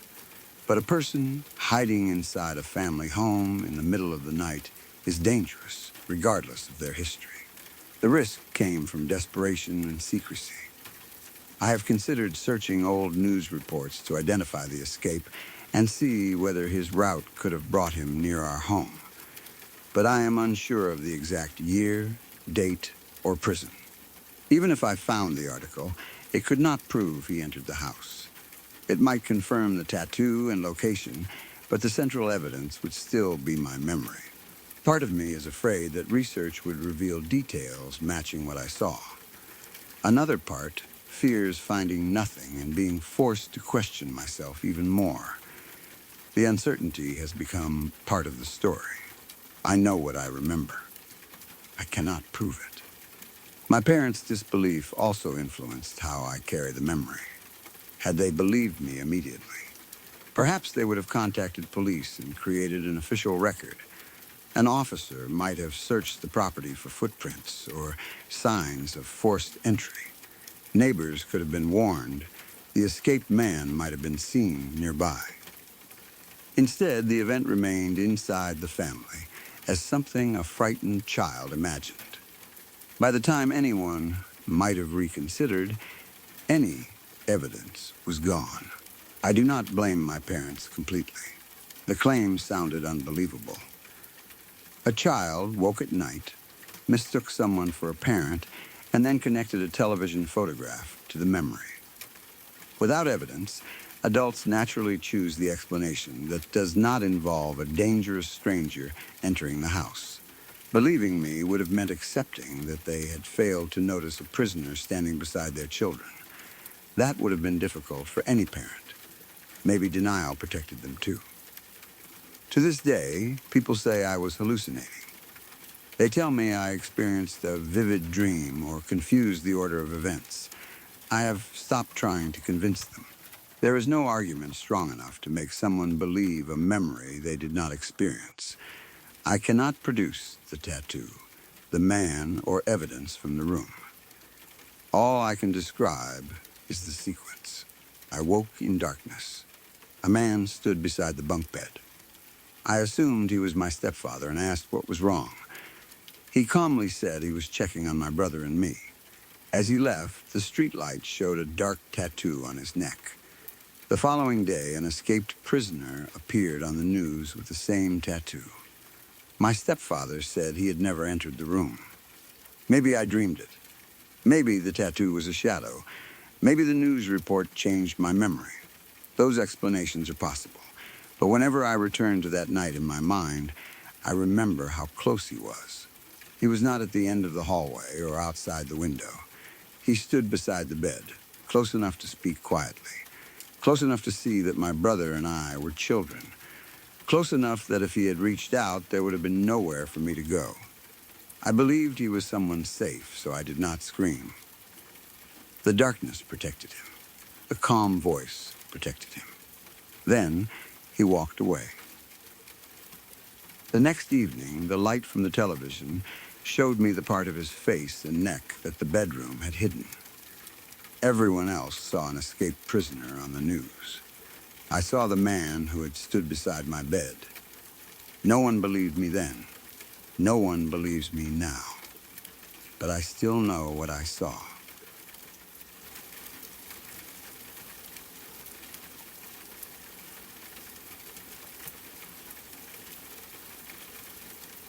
There were 7 or 8 of us sitting around a campfire behind our cabin when I saw the only thing in the sky that I have never been able to explain.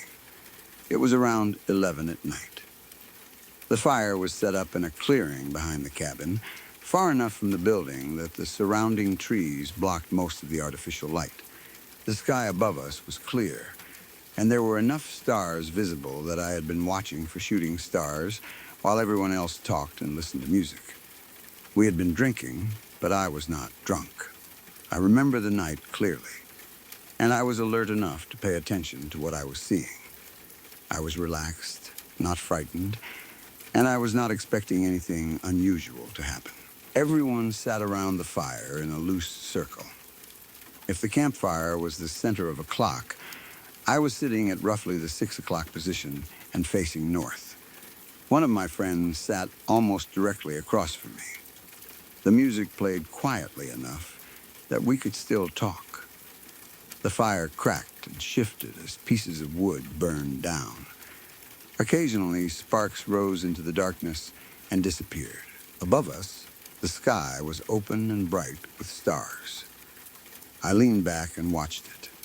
Within about 2 minutes, I saw 3 shooting stars. There was nothing unusual about them. Each appeared as a quick streak of light, traveled in a mostly straight line, and vanished almost immediately. They were easy to recognize. They entered my vision suddenly and disappeared before I had much time to follow them. I had seen shooting stars before, and these looked exactly as I expected. After watching the third one fade, I turned my attention toward the western part of the sky. That was when I noticed another light moving. At first, I assumed it was another star or possibly a satellite. It had the same general brightness and size as an average star. It was a small, steady white point against the dark sky. It did not flash. It did not change color. There was no visible tail behind it. What made it strange was the way it moved. The object did not travel in a straight line. It followed a curved snake-like path across the sky. I first noticed it at roughly the 9 o'clock position from where I was sitting. It moved upward and across my field of view, traveling from the west toward the northeast. Instead of following one smooth arc, it seemed to weave. The light shifted one way, then the other, as if it were drawing a loose wave through the sky. It looked almost like a snake moving across the ground, except it was a white point of light moving between the stars. The movement was fast. From the moment I first noticed it near the western side of the sky, it took only 4 or 5 seconds to reach approximately the 1 o'clock position. It crossed nearly half the visible sky during that time. Then it passed behind the tree line to the northeast and disappeared from view. As soon as I realized the movement was unusual, I pointed toward it. I called to the friend sitting across from me. "Hey, what's that?" He looked in the direction I indicated. By the time he found it, the light had already reached around the 11 o'clock position. He watched it continue toward the northeast. He did not react dramatically. He only said something like, I don't know. Then, the light disappeared behind the trees. The entire event lasted only a few seconds. There was no explosion, no sudden flash. No sound reached us. The object did not stop or turn back. It simply moved across the sky in that strange weaving path and vanished beyond the tree line. I kept looking toward the place where it disappeared. I expected it to reappear above the trees or for another light to follow it. Nothing happened. The sky returned to normal. The stars remained still, and the conversation around the fire continued. Most of the people there had not seen it. They either had not heard me quickly enough or had not found the correct point in the sky before the object disappeared. Only my friend across the fire had looked in time. That mattered to me because it confirmed that I had not imagined the movement. He had seen the same light. I asked him what he thought it was. He did not know. Neither of us had a good explanation. The sighting did not terrify me. I did not feel that we were in danger or that something was watching us. I was mostly confused. The movement did not match anything I recognized in the sky. For the rest of the night, I continued looking upward, hoping to see it again. I wanted another chance to study it. If it returned, I might be able to determine whether it was truly far away or only something nearby that appeared to be in the sky. But it never came back. I saw more stars. I may have seen another shooting star. None moved the way that light had moved. Later, I began going through ordinary explanations. The first possibility was an aircraft. A plane seen at night can appear as a bright point moving between the stars. Depending on the direction and distance, it may seem faster or slower than it truly is. But this light did not look like a plane. There were no blinking navigation lights. Aircraft usually show red, green, or white lights that flash in a recognizable pattern. Even when a plane is far away and only one light is visible, the motion is generally smooth. This object remained a steady white point. It also crossed too much of the sky too quickly. A plane traveling at a normal altitude would not appear to move from the western sky to the northeast in only a few seconds. If it had been low and close enough to travel that quickly across my vision, it should have looked larger or produced sound. We heard nothing. A helicopter seemed even less likely. It would have moved more slowly, made noise, and shown blinking lights. A drone was another possibility, although drones were not nearly as common at the time as they are now. A small drone could move unpredictably and change direction quickly. But this light appeared to be very high. It did not seem close to the clearing or just above the trees. It looked like it was among the stars. There was no sense of depth that allowed me to measure the distance exactly, but my immediate impression was that it was far away. A nearby drone or remote-controlled aircraft might have looked like a star if the conditions were right. Its movement could also have seemed faster because it was closer than I thought. Still, I would expect to see changes in brightness as it turned. I would also expect blinking lights or some sound if it passed over such a wide angle at close range. The light remained steady until it disappeared. A satellite did not fit either. I have watched satellites move across the night sky. They look like faint stars traveling slowly and steadily in a straight line. They do not normally change direction. They certainly do not weave from side to side like a snake. A satellite also takes much longer to cross a large section of the sky. The light I saw moved too quickly and followed the wrong path. The International Space Station can appear bright and travel faster than many ordinary satellites, but even that follows a smooth, predictable line. It does not snake across half the sky in 4 or 5 seconds. A shooting star was an obvious explanation because I had already seen several that night. Perhaps I was watching a meteor that broke apart or changed appearance as it moved through the atmosphere. But the differences were clear. The shooting stars I had seen appeared as streaks. They moved almost instantly and vanished. This object remained a point of light. It had no trail. I could follow its position as it changed direction repeatedly. A meteor can appear curved because of perspective, and turbulence or fragmentation might make its path look irregular. However, a true snake-like movement seemed too controlled and too dramatic.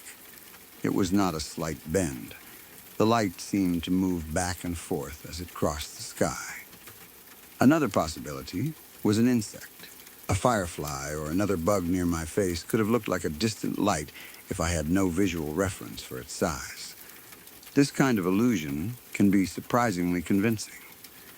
A tiny object close to the observer may appear large and distant, while its irregular flight makes it seem to move impossibly across the sky. That explanation would account for the snake-like path. Insects do not fly in perfectly straight lines. They turn, dip, and change speed. A bug near the campfire could easily cross a large part of my apparent field of vision in a few seconds. But the light did not look close.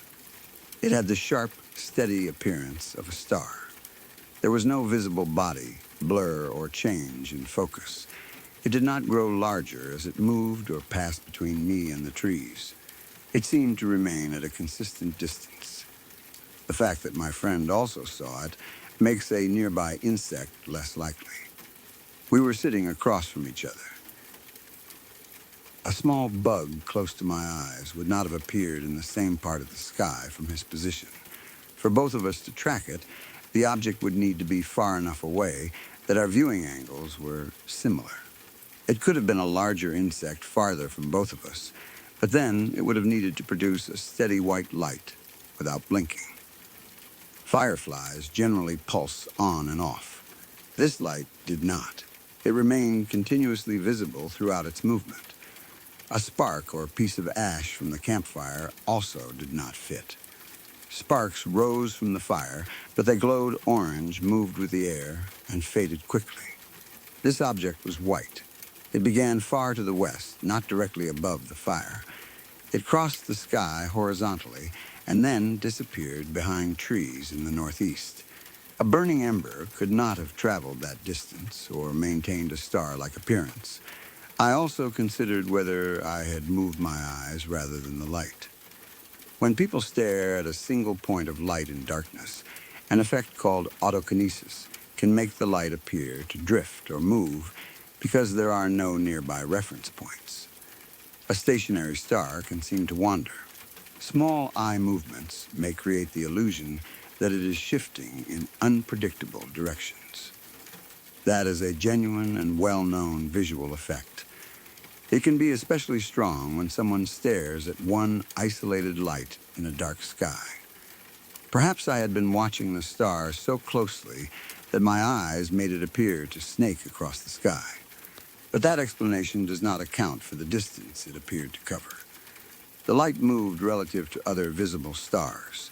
I saw it travel from one part of the sky to another before passing behind the tree line. It was not a small drift around one location. My friend also saw it moving after I pointed it out. For both of us to experience the same illusion at the same time, while looking from different positions, would be unusual. It is possible that my description influenced him. I pointed and asked what the object was. Once he found a light, he may have expected it to be moving and interpreted normal eye movement that way. But I did not tell him it was snaking before he looked. I only asked what it was. He followed it independently for the final part of its path. There are atmospheric explanations, too. Light from the ground can reflect off clouds, ice crystals, or aircraft. A laser or powerful spotlight might create a moving point that seems far away. But the sky was clear. There were no visible clouds for a beam to reflect against. A laser pointed at the sky usually creates a line or bright spot that changes rapidly. But someone would have needed an object in the air for the beam to strike. It also seems unlikely that a person nearby was deliberately moving a light in a smooth weaving pattern across half the sky. A reflection through smoke from the campfire is another possibility. Heat and smoke can distort distant lights. A star viewed through rising warm air may seem to shift or shimmer. If the smoke moved across my line of sight, it could create the impression that a star was changing position. But the light did not only shimmer in place. It traveled steadily across the sky. I followed it from the west to the northeast. The campfire smoke might explain some waviness in its appearance, but not the overall movement. I have wondered whether it was some kind of military aircraft or experimental technology. That idea often appears when people see unexplained lights. A fast-moving object without visible navigation lights could be something not commonly recognized by the public. The area may have been under a flight path or near military activity. Still, I have no evidence for that. Saying something was secret technology is not really an explanation. It only replaces one unknown with another. Any physical aircraft traveling that fast across my field of view should have produced some other sign. Sound, a change in brightness. A shape around the light. There was nothing. I do not usually describe it as a UFO because that term carries too many assumptions. Technically, it was unidentified. It was an object or light in the sky that I could not identify. But I do not automatically believe it was an alien spacecraft. I saw no solid structure. There were no multiple lights, windows, or visible shape. It did not hover over us or interact with the people at the cabin. It was only a white point, moving in a way I could not understand. It could have had a completely ordinary explanation that I have simply failed to consider. The brief duration makes certainty impossible. 4 or 5 seconds is not long enough to study an object carefully. By the time I realized it was unusual and called my friend's attention to it, much of the event was already over. I did not have time to take out a phone or camera. Even if I had recorded it, a small white dot against the dark sky probably would not have appeared clearly. All I have is the memory and the fact that another person saw the final part. Over time, I have questioned whether the movement was truly as dramatic as I remember. Maybe it followed a smoother path and my memory exaggerated the curves. Perhaps it took longer than 5 seconds. Events that surprise us often feel faster than they were. The positions I describe as 9 o'clock and 1 o'clock are estimates, not precise measurements. I was sitting at a fire, not using scientific instruments. I had also been drinking, even though I was not drunk. Alcohol can affect attention and perception before someone feels intoxicated. That must be considered. But I was not stumbling, confused, or seeing other things. The shooting stars looked normal. The trees, people, and fire looked normal. Only this one light behaved strangely. My friend's reaction was calm, which sometimes makes me question myself. If the movement had been obviously impossible, why did he only say he did not know what it was? Maybe he saw a plane or insect and did not find it remarkable. But he had only a second or two to observe it. He may not have seen the earlier part where the weaving was most obvious. By the time he located the light, it was already nearing the tree line. His confusion still confirmed that he saw something worth following. He did not tell me there was nothing there. He saw the light. The sighting has stayed with me because it was so simple. Many strange stories involve fear, darkness, and uncertain shapes. This was different. The sky was clear. I was already watching moving objects and could compare their behavior. The shooting stars traveled like shooting stars. The ordinary stars remained still. Then, one star like light crossed the sky in a path that looked alive. It did not flicker or leave a trail. It simply weaved from west to northeast and vanished behind the trees. There was no emotional buildup. I had not been discussing aliens, ghosts, or strange lights. We were sitting around a fire, talking and listening to music. I happened to be looking in the correct direction. That lack of expectation makes the memory feel more reliable to me. I did not want to see something mysterious. I was not searching for a UFO. I was only watching for shooting stars. When the light appeared, I initially tried to identify it as something familiar. The confusion came from the motion, not from any desire to make the sighting unusual. I have searched my memory for details that might solve it. Did the light accelerate? I do not think so. Its speed seemed fairly constant, although the changing direction made that difficult to judge. Did it stop? No. Did it become brighter or dimmer? Not that I remember. It looked approximately as bright as an average star throughout the sighting. Was the path a true side-to-side snake pattern, or did the light make several separate turns? It seemed continuous, like a flowing wave. Did it pass in front of stars? I cannot remember. If it had blocked them, that might suggest a solid object, but it was too small for me to notice. Did it disappear exactly when it reached the tree line? Yes, as far as I remember.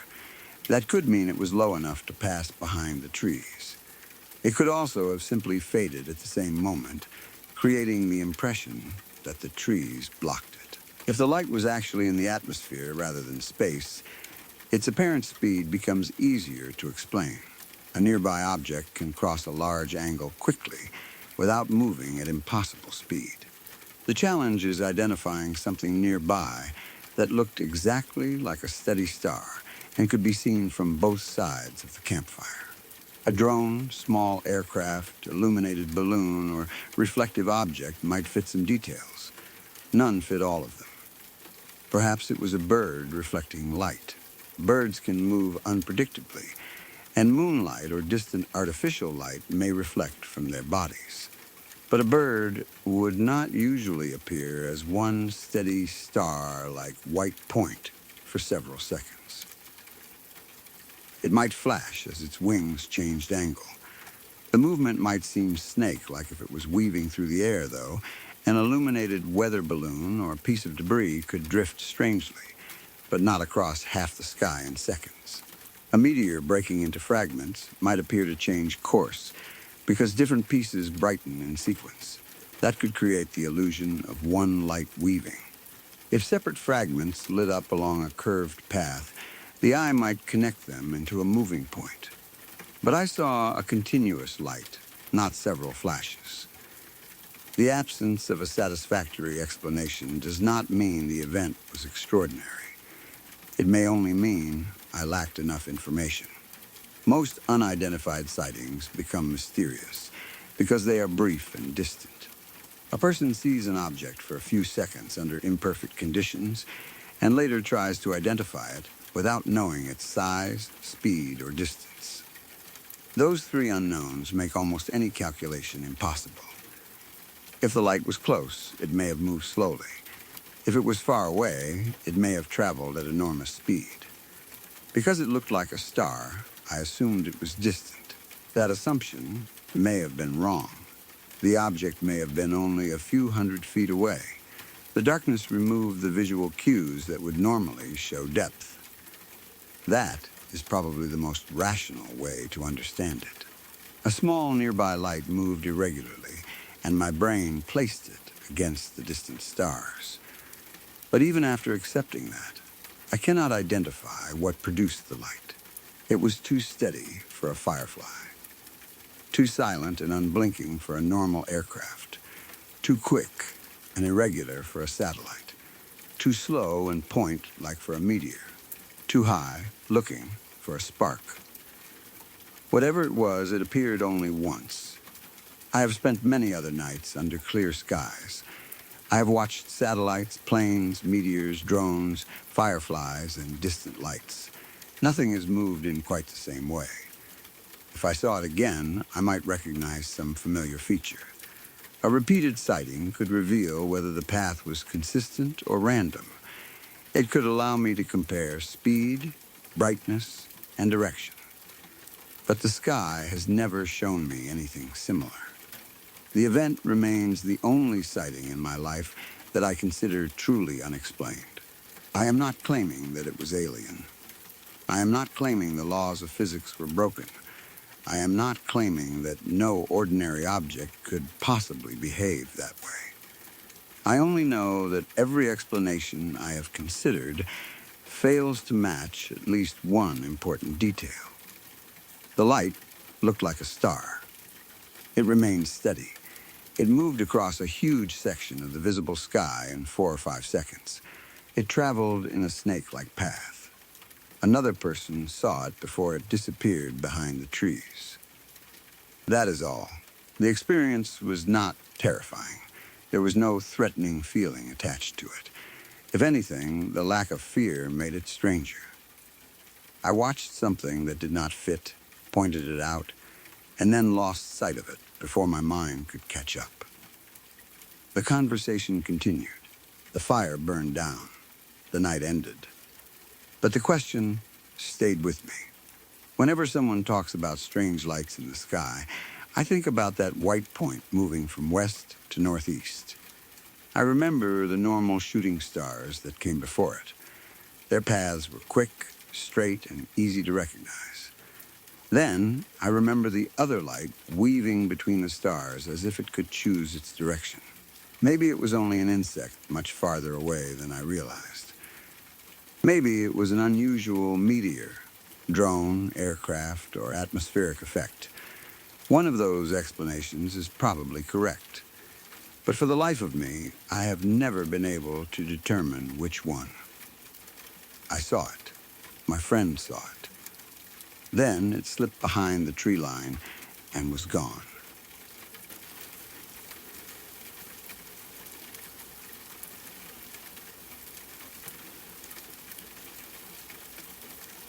The broadcast is ending, but some voices do not disappear when the radio goes quiet. Maybe one of tonight's confessions will stay with you. Maybe you will remember it the next time your phone rings at an odd hour, or when you hear something outside after midnight. Leave a comment with the story that got under your skin the most. Subscribe to Dead Air Confessions for more stories from the people who called in after something went wrong.